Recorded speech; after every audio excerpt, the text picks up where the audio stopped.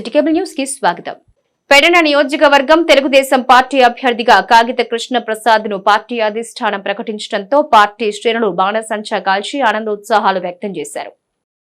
పెడన నియోజకవర్గం తెలుగుదేశం పార్టీ అభ్యర్థిగా కాగిత కృష్ణ ప్రసాద్ ను పార్టీ అధిష్టానం ప్రకటించడంతో ఆయన ఇంటి స్థలం వద్ద ఆనంద ఉత్సవాల్లో కార్యకర్తలు ఒకరికొకరు స్వీట్లు పంచుకున్నారు. తమ నాయకుడికి సీటు రావడంతో కార్యకర్తలు హర్షం వ్యక్తం చేశారు. ఈ సందర్భంగా కాగిత కృష్ణ ప్రసాద్ మాట్లాడుతూ తనపై ఉన్న నమ్మకంతో పెడన నియోజకవర్గం ఉమ్మడి అభ్యర్థిగా సీటు ప్రకటించినందుకు పార్టీ అధ్యక్షులు నారా చంద్రబాబు నాయుడికి మరియు జనసేన అధినేత పవన్ కళ్యాణ్ కు కృతజ్ఞతలు తెలిపారు. పెడన నియోజకవర్గంలో గత 5 సంవత్సరాలుగా ప్రజలు అనేక ఇబ్బందులకు గురవుతున్నారని, వైసీపీ నాయకులు మట్టి మాఫియా, జూదం వంటి కార్యక్రమాలు నిర్వహిస్తూ నియోజకవర్గ అభివృద్ధిని పక్కన పెట్టారని ఆయన ఆరోపించారు. రానున్న సార్వత్రిక ఎన్నికల్లో తనను గెలిపించాలని, ఈ నియోజకవర్గాన్ని అభివృద్ధి పదంలో నడిపిస్తానని ఈ సందర్భంగా ఆయన తెలియజేశారు. టీడీపీ జనసేన ప్రభుత్వం ఏర్పడగానే పెడన సర్వతోముఖాభివృద్ధికి కృషి చేస్తానని ఆయన తెలిపారు. పెడన నియోజకవర్గంలో టీడీపీకి బలమైన క్యాడర్ ఉందని, పార్టీకి ఇది కంచుకోటాని కృష్ణప్రసాద్ అన్నారు. ఈ సందర్భంగా పలువురు పార్టీ శ్రేణులు ఆయనకు అభినందనలు తెలిపారు.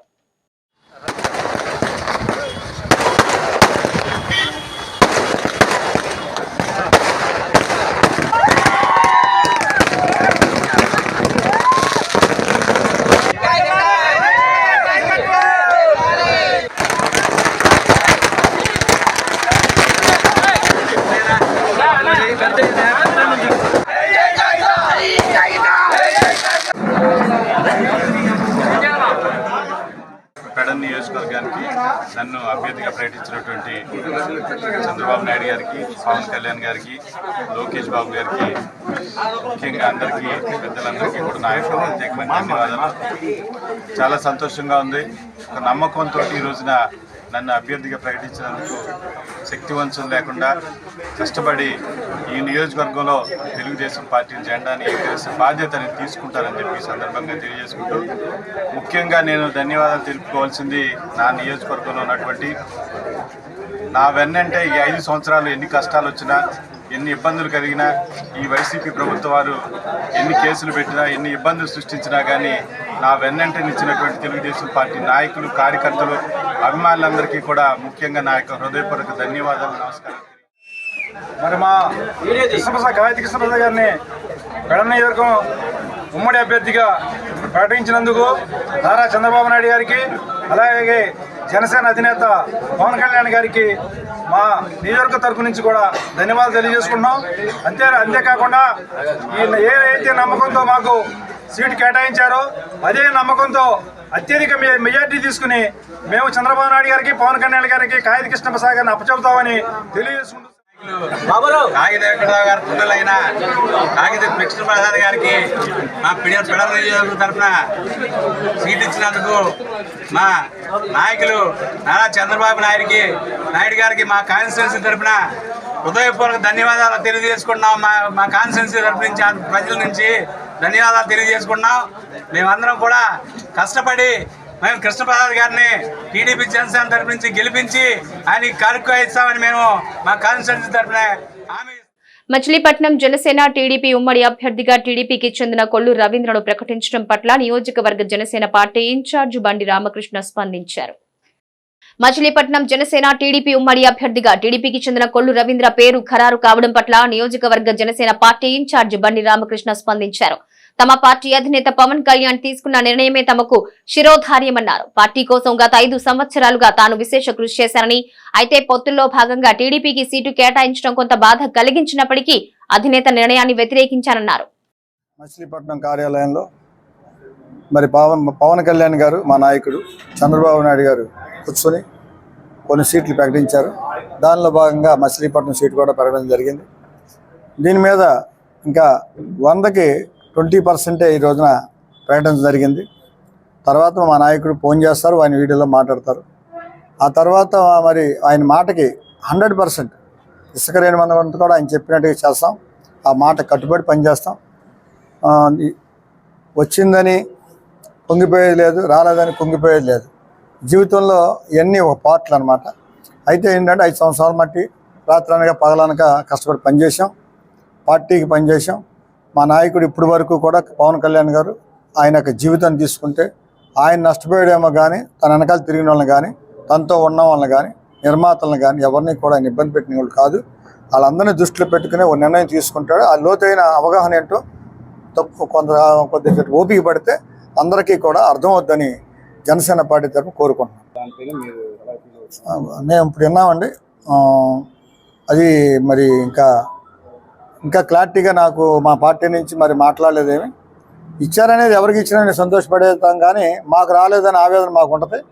దాని మీద ఇంకా మేము ఆశించిన సీట్లు దగ్గర 40 అనుకున్నాం. ఆ 40 అనుకున్నా 20-24 అంటుంటే ఇదంతా కూడా మా క్యాడర్లందరిలో కూడా ఆవేదన ఉంది. ఇది ఏంటనేది తెలియకుండా మనం ఎవరిని కూడా ఒక నిర్ణయానికి రావడానికి మాకు అప్పుడే టైం పడుతుంది. ఇంకా మచిలీపట్నం పులిరేంద్రకి ఇచ్చారు, మీరు కూడా ట్రై చేశారు కదా, మీకు రాలేదనే ఉద్దేశంతో కొంత ఆవేదన కొంత ఇది ఉంటుంది. ఇలాంటప్పుడేగా బ్యాలెన్స్గా ఉండాలి, బ్యాలెన్స్గా మాట్లాడాలి తప్ప ఆవేశపడిపోయి మాట్లాడుకోవాల్సిన పరిస్థితి కాదు ఇది. ఎందుకంటే మా నాయకుడు ఇప్పుడు ఆయన కాదని వీళ్ళు ఎక్కువ సీట్లు తీసేసుకున్నారో, లేకపోతే మరి ఆయన ఇష్ట ప్రకారంగా తీసుకున్నారో, ఏం జరుగుతుందో ఒకసారి అన్నీ ఇంకా అవగాహన చేసుకోవాలి. ఆయన ఇష్ట ప్రకారం చేస్తే మేము దానికే కట్టుబడి పనిచేస్తాం. ఆయనకు ఒకవేళ ఇష్టపడే ప్రకారంగా లేకుండా మరి ఆయన ఇబ్బంది పెట్టి ఏమైనా జరిగి ఉంటే ఆయన ఏ నిర్ణయం తీసుకుంటే ఆ నిర్ణయానికి కట్టుబడాలి, కానీ వెంటనే మనం అభిప్రాయాలను బయటపెట్టి ఇష్టానుసారంగా మాట్లాడటం అనేది పద్ధతి కాదని నేను అనుకుంటున్నాను. ఎన్నికల ముందు హడావిడిగా అభివృద్ధి పనులకు శంకుస్థాపన చేసి వదిలేయటం టీడీపీకి పరిపాటని మాజీ మంత్రి శాసనసభ్యుడు పేర్ని నాని విమర్శించారు. ఎన్నికల ముందు హడావిడిగా అభివృద్ధి పనులకు శంకుస్థాపన చేసి వదిలేయటం టీడీపీకి పరిపాటని మాజీ మంత్రి శాసనసభ్యుడు పేర్ని నాని విమర్శించారు. చిలకలపూడి రైల్వే గేట్ సమీపంలో మేకవాణిపాలెంలో 2 కోట్ల రూపాయలతో కాపు కళ్యాణ మండపం నిర్మాణానికి 2019 ఫిబ్రవరిలో మాజీ మంత్రి టీడీపీ పోలిట్ బ్యూరో సభ్యుడు కొల్లు రవీంద్ర శంకుస్థాపన చేసి గాలి కొదిలేశారని పేర్ని నాని ఎద్దేవా చేశారు. శంకుస్థాపన శిలాఫలకాన్ని ఆయన మీడియాకు చూపించారు. ఎన్నికల ముందు శంకుస్థాపనలు చేయటం, శిలాఫలకాలను వేసి ప్రజలను మభ్యపెట్టడం అలవాటైన టీడీపీ నాయకులు వైసీపీపై ఆరోపణలు చేయటం హాస్యాస్పదంగా ఉందన్నారు. తన తండ్రి దివంగత మాజీ మంత్రి పేర్ని కృష్ణమూర్తి పైన, తనపైన మరియు తన కుమారుడు పేర్ని కిట్టులపై విమర్శలు చేసే అర్హత కొల్లు రవీంద్రకు లేదన్నారు. ఎన్నికల ముందు హడావిడిగా అభివృద్ధి పనులకు శంకుస్థాపనలు చేసే అలవాటు ఎవరిదో ప్రజలకు తెలుసన్నారు. వైఎస్ఆర్ కాంగ్రెస్ పార్టీ తరఫున రేపు పోటీ చేయబోయేటువంటి ఎమ్మెల్యే అభ్యర్థి పేర్ని కృష్ణమూర్తి జగన్మోహన్ రెడ్డి గారు అనుమతితో నిధులు తెచ్చుకుని ఆ నిధులు శంకుస్థాపనలు చేస్తుంటే అతను మాట్లాడతాడు, ఇవన్నీ కూడా దొంగ శంకుస్థాపనలు, దొంగ నాటకాలు ఆడుతున్నారు, ఇవన్నీ మాట్లాడుతున్నారు. నాడు పేర్ని కృష్ణమూర్తికి కానీ, లేదా పేర్ని కృష్ణమూర్తి కొడుకు పేర్ని నానికి కానీ, లేదా పేర్ని నాని కొడుకు పేర్ని కృష్ణమూర్తికి కానీ ఉన్నది చెప్పటం, చేయగలిగేది చేయటం తప్పితే మోసం చేయటం, దగా చేయటం, మేము చేయని పనుల్ని మేము చేశామని చెప్పుకోవటం, లేకపోతే ఏదైనా నేనే చేశానని చెప్పటం. సూర్యుడు నామూలంగానే లేస్తున్నాడు రోజు, చంద్రుడు నామూలంగానే పైకి వస్తున్నాడు, సూర్యుడు దిగేది నామూలంగానే, ఇట్లాంటి డబ్బా కబుర్లు చెప్పేటువంటి అలవాటు మాకెవరికి లేదు, నా తండ్రికి లేదు, నాకు లేదు, నా కొడుకు లేదు. ఆయన నిన్న ఎన్నికల ముందు దొంగ శంకుస్థాపనని మాట్లాడుతున్నాడు. ఈ రోజుకి మీ ద్వారా అతన్ని ఛాలెంజ్ చేస్తున్నాను. పేర్ని కృష్ణమూర్తి ఎవరైతే రేపు ఎమ్మెల్యేగా పోటీ చేస్తున్నాడో వైఎస్ఆర్ కాంగ్రెస్ పార్టీ తరఫున ఫ్యాన్ గుర్తు మీద అతను చేసే ఏ శంకుస్థాపనైనా, పని మొదలెట్టేదైనా, ఆ మొదలుపెట్టిన తెల్లారి ఈరోజు పని అక్కడ జరుగుతుందా లేదా ఒకసారి చూసుకోమని విలేకరులకు కూడా చెప్తున్నాను. చూసుకోండి, మీరు ఎవరైనా ఏ ఛానల్ అయినా చూసుకోవచ్చు, ఆంధ్రజ్యోతి, TV5, ABN, ఈనాడు, ఎవరైనా చూడండి, వెళ్ళి ఒకసారి పను జరుగుతుందా లేదా శంకుస్థాపన చేస్తే.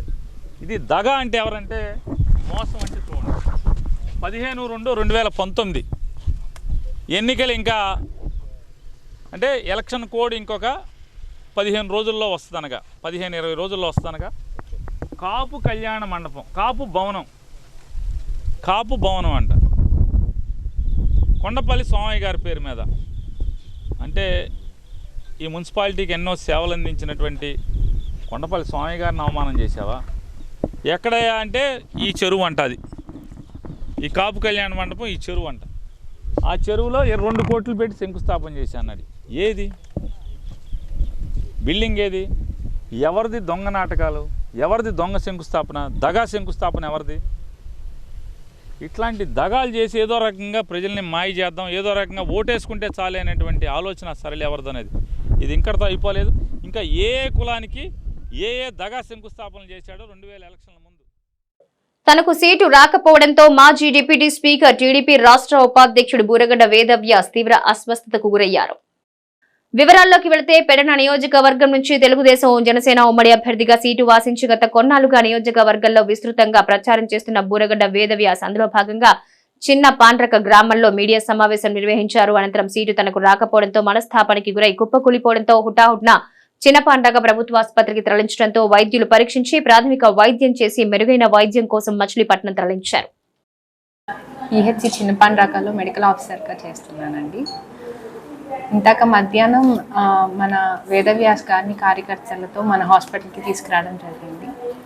ఏంటి అని చూస్తే ఈ కాస్త తల తిరగటం, చెమటలు పట్టడం అలాంటివి చూసి వెంటనే మన హాస్పిటల్కి తీసుకొస్తే నేను చెక్ చేసాము.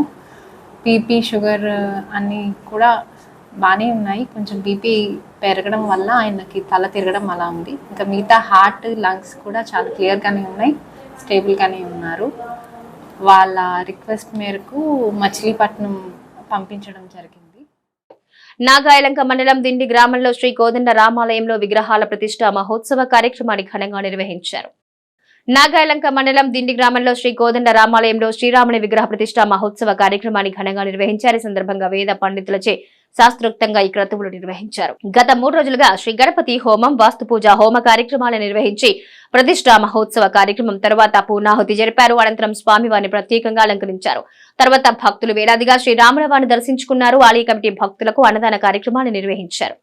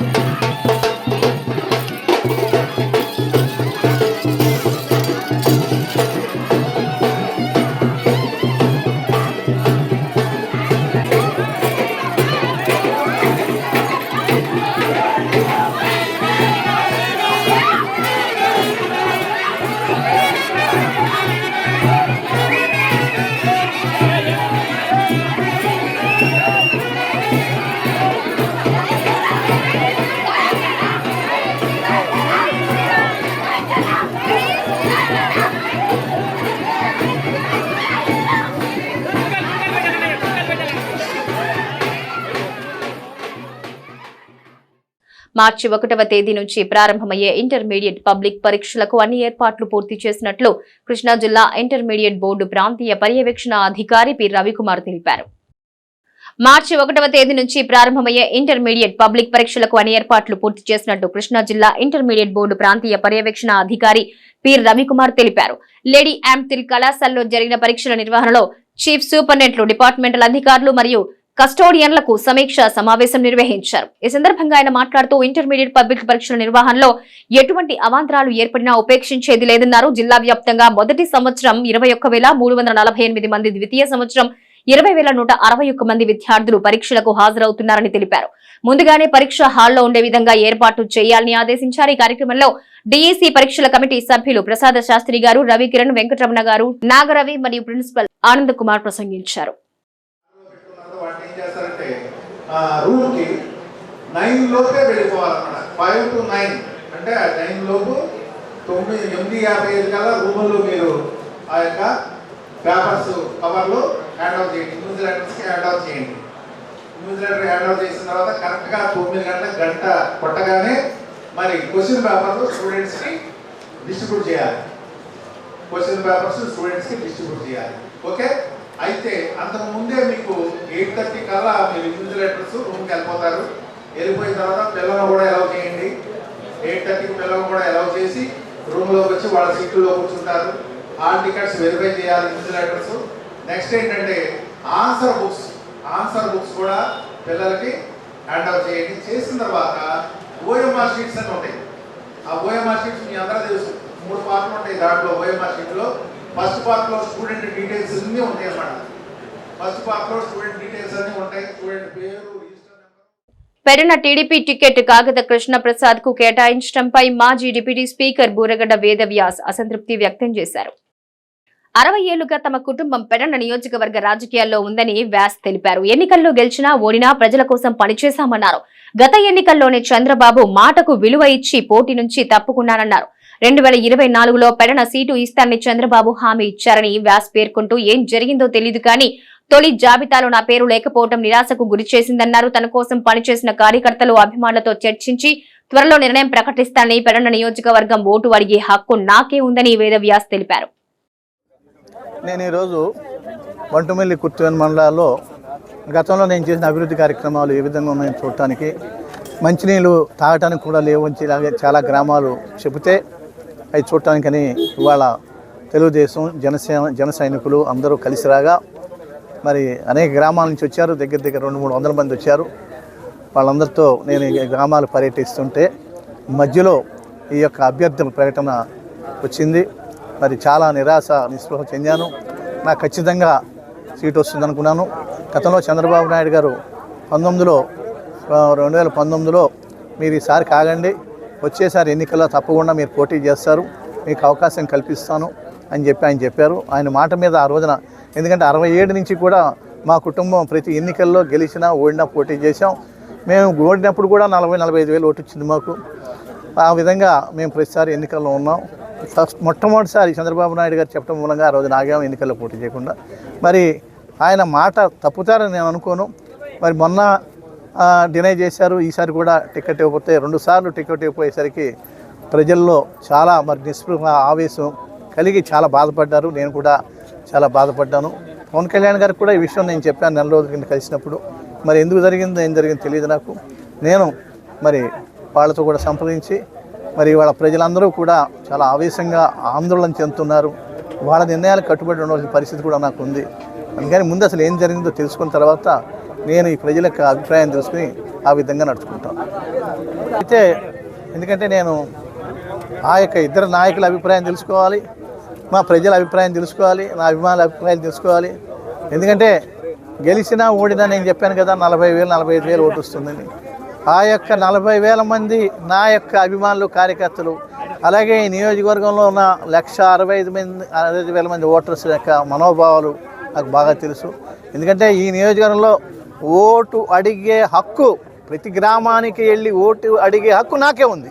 ప్రతి గ్రామంలో కూడా నేను చేసిన అభివృద్ధి కలే వాళ్ళకి కనిపిస్తే తప్పితే ఏ ఎమ్మెల్యే చేసిన అభివృద్ధి కనపడదు. నేను ఎమ్మెల్యే ఉన్నప్పుడు చేసిన అభివృద్ధి కనపడదు. కనుక ఇవాళ ఈ యొక్క నియోజకవర్గంలో ఈ యొక్క అభిమానులందరినీ ఓటు అడిగే హక్కు నాకుంది.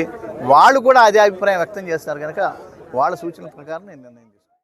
మాజీ మంత్రి టీడీపీ పోలిట్ బ్యూరో సభ్యుడు కొల్లు రవీంద్రను మచిలీపట్నం తెలుగుదేశం పార్టీ అభ్యర్థిగా ప్రకటించడం పట్ల పార్టీ శ్రేణులు హర్షం వ్యక్తం చేశాయి. మాజీ మంత్రి టీడీపీ పోలిట్ బ్యూరో సభ్యులు కొల్లు రవీంద్రను మచిలీపట్నం తెలుగుదేశం పార్టీ అభ్యర్థిగా ప్రకటించడం పట్ల పార్టీ శ్రేణులు హర్షం వ్యక్తం చేశారు. ఈ సందర్భంగా పార్టీ నియోజకవర్గ కార్యాలయం వద్ద టీడీపీ శ్రేణులు బాణసంచా కాల్చి సంబరాలు చేసుకున్నారు. స్వీట్లు పంపిణీ చేసి సందడి చేశారు. త్వరలో టీడీపీ జనసేన ఉమ్మడి ప్రభుత్వం ఏర్పడుతుందని వారు నినాదాలు చేశారు.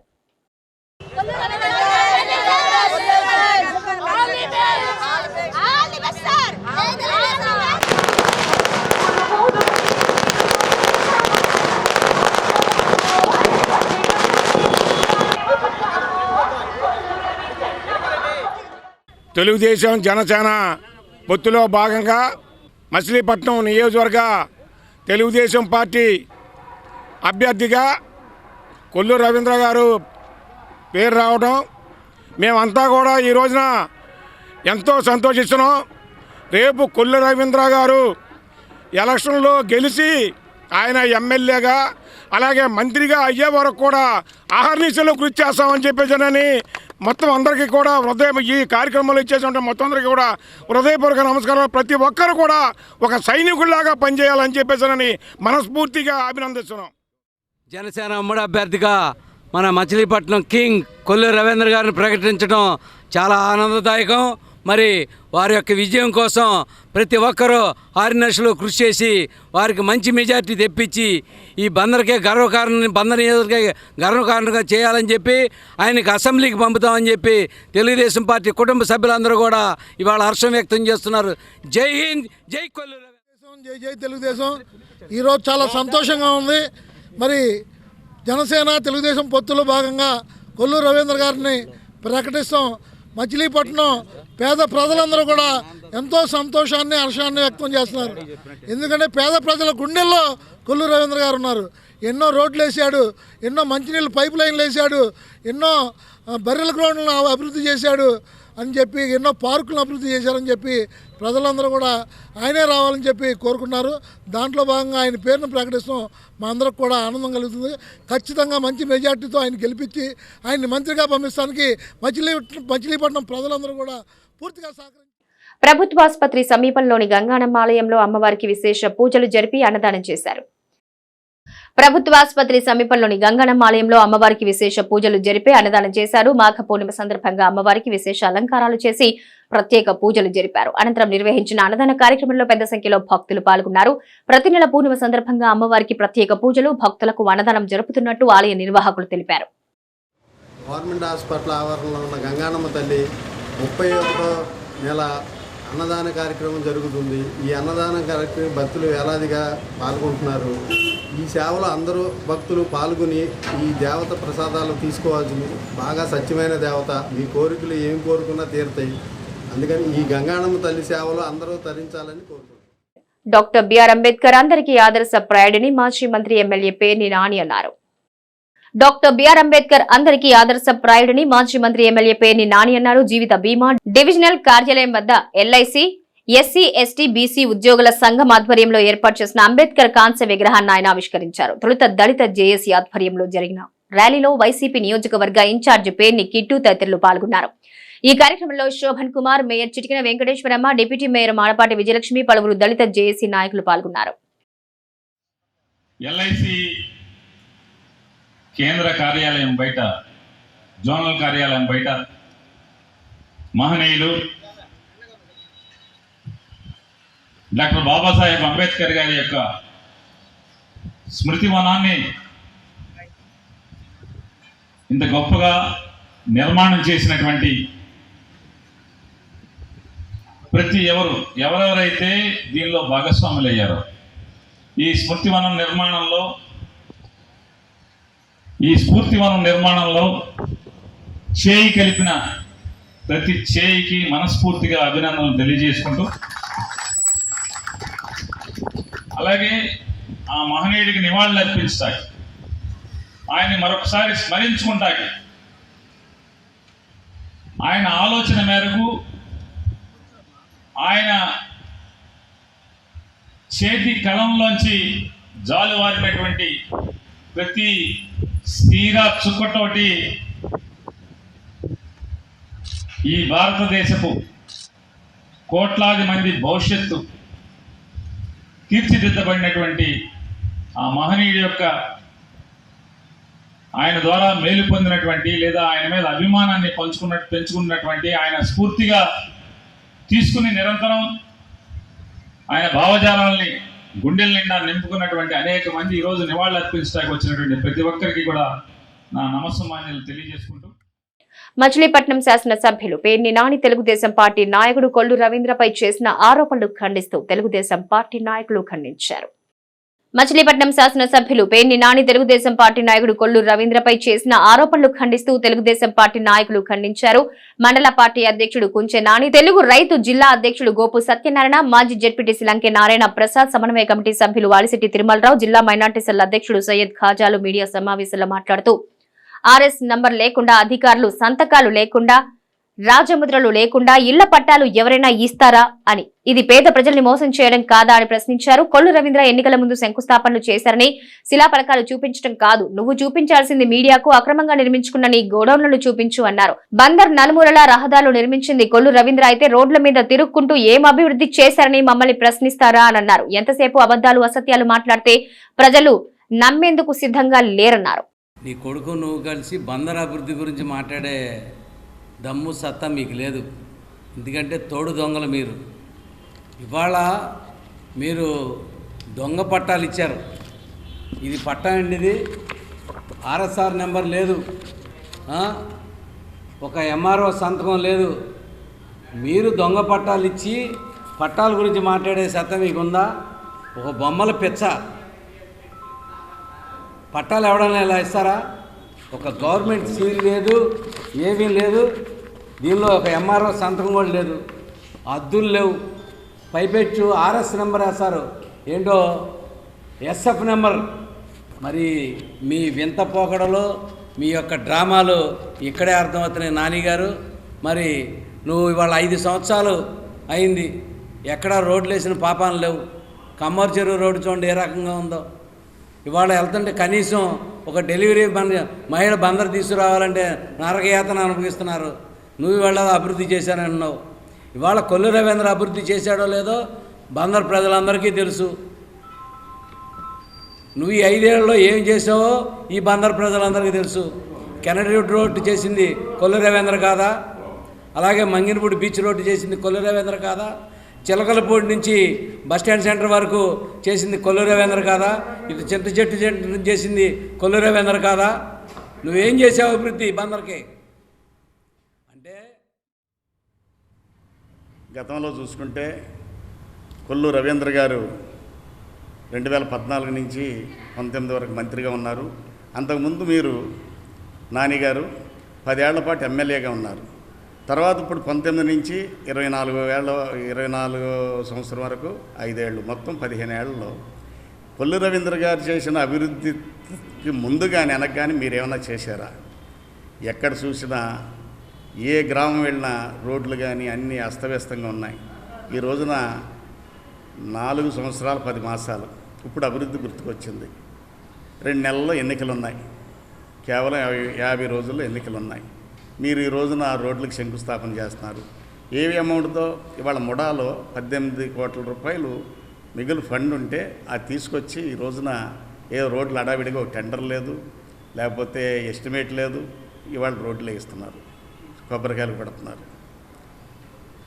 కొల్లు రవీంద్ర గారు 5 ఏళ్లలో, అలాగే మా ఎంపీ కొనగాళ్ళ నారాయణరావు గారు ఇద్దరు కలిసి ఈ రోజున మచిలీపట్నంలో రోడ్స్, డివైడర్స్తో రోడ్స్ కానీ గ్రీనరీతో, అలాగే ఏ గ్రామం వెళ్ళినా, చిన్నాపురం వెళ్ళండి, ఇటు మంగినపూడి వెళ్ళండి, ఏ గ్రామం వెళ్ళినా సరే మరి రోడ్లు కానీ. సర్రాజుకి చెరువులు అమ్ముకుని వాళ్ళ ఆర్థిక పరిస్థితి బాగోగా అమ్ముకున్న తర్వాత మీరు సర్రాజు దగ్గరికి వెళ్ళి సర్రాజుని ఇబ్బంది పెట్టి మీరు కొంత డబ్బు ప్రతి సంవత్సరం కూడా తీసుకుని ఏదో నామమాత్రంగా ఆ రైతులకు ఇచ్చి నటువంటి పరిస్థితి ఉంటే, ఆ రోజున 2013లో తెలుగుదేశం, సిపిఐ, సిపిఎం మొత్తం ముగ్గురం కూడా కలిసి వీళ్ళంతా కూడా రైతులు వస్తే అక్కడ ఉన్నటువంటి అమ్ముకున్నటువంటి రైతులందరూ కూడా మాకు సరిగ్గా డబ్బులు ఇవ్వలేదు, మమ్మల్ని చాలా ఇబ్బంది పరిస్థితి ఉంది, మాకు లీజు కూడా ఇచ్చేటటువంటి పరిస్థితి లేదు, వీళ్ళు మొత్తం అంతా కూడా తీసుకున్నారని చెప్పేసి మా దగ్గరికి వస్తే మేము ఆ రోజున మేము ముగ్గురం కూడా కలిసి 3 పార్టీలు కూడా చెరువుల మీదకి వెళ్ళి అక్కడ స్థానికులతో అక్కడ చెరువుల దగ్గర ధర్నా చేసి వచ్చి కలెక్టర్ ఆఫీస్ దగ్గర ధర్నా చేసి ఆ రోజు కేసు పెట్టించావు. మేము చేసింది వాళ్ళకి పట్టాలు ఇమ్మని చెప్పేసానని,